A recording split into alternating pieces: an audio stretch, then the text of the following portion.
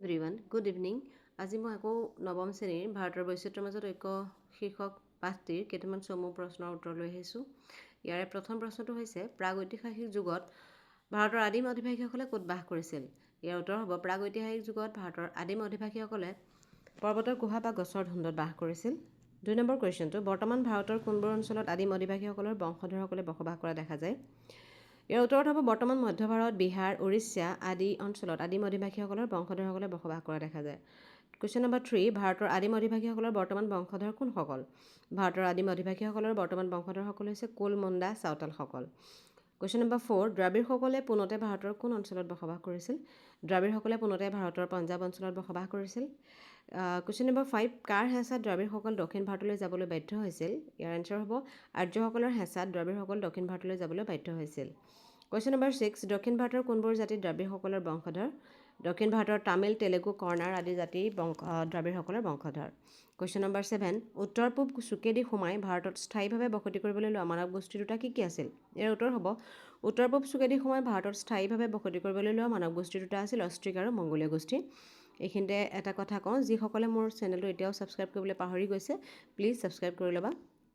Question number 8টো হৈছে কোনবোৰ লোক মংগোলীয় গোষ্ঠীৰ লোক? নগা, বড়ো, মিচিং, কাৰ্বি, গাৰো আদিসকল মংগোলীয় গোষ্ঠীৰ লোক। আৰ্যসকল কিমান বছৰ আগতে ভাৰতলৈ আহিছিল? আৰ্যসকল আজিৰ পৰা প্ৰায় 4000 বছৰ আগতে ভাৰতলৈ আহিছিল। কুৱেশ্যন নম্বৰ 10 আৰ্যসকলে কোনফালেদি ভাৰতত সোমাইছিল? আৰ্যসকলে উত্তৰ পশ্চিম ফালেদি ভাৰতত সোমাইছিল। 11 আৰ্যসকলে কোন অঞ্চলত স্থায়ীভাৱে বসতি কৰিবলৈ লয়?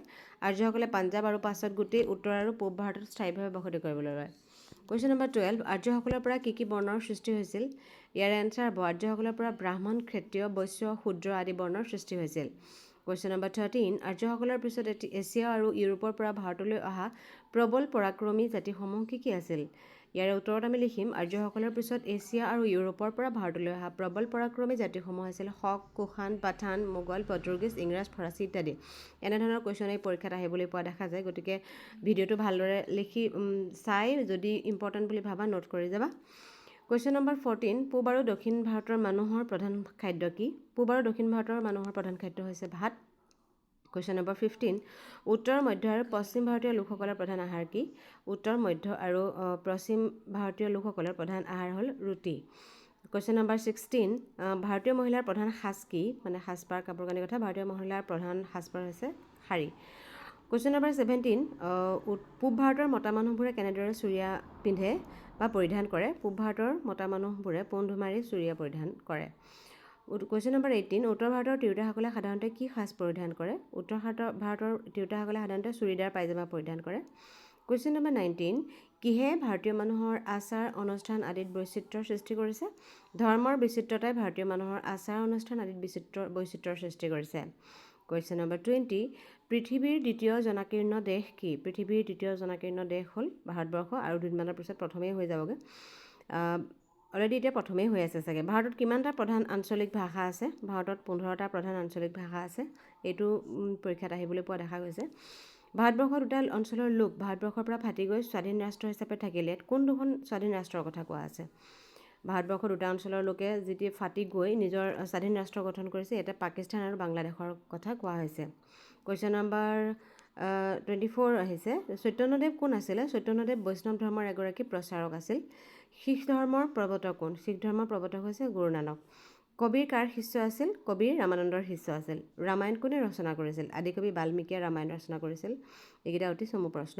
জৈন ধৰ্মৰ প্ৰৱৰ্তক মহাবীৰৰ প্ৰকৃত নাম কি? আমি সকলোৱে জানো জৈন ধৰ্মৰ প্ৰৱৰ্তক মহাবীৰৰ প্ৰকৃত নাম আছিলে বৰ্ধমান মহাবীৰ বুলি কয় তেওঁক। সনাতন ধৰ্মৰ প্ৰধান গ্ৰন্থ কি? সনাতন ধৰ্মৰ প্ৰধান গ্ৰন্থ হৈছে বেদ।